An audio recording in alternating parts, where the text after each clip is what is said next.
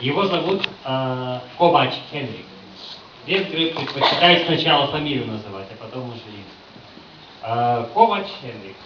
Адъюнкт, преподаватель, адъюнкт профессора в области народного танца.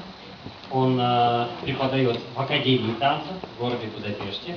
Занимается исследованием народного танца не с практической точки зрения, а с теоретической прежде всего.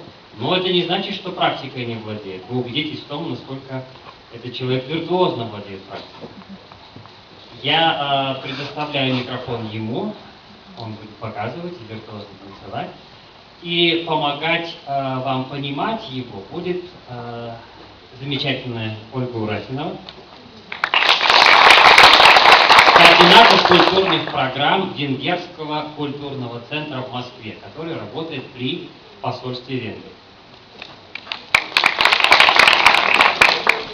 Меня зовут Энрик Ковач, я говорю по-русски.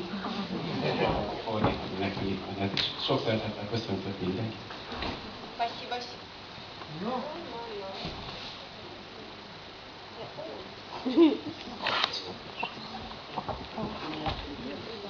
Один и другой.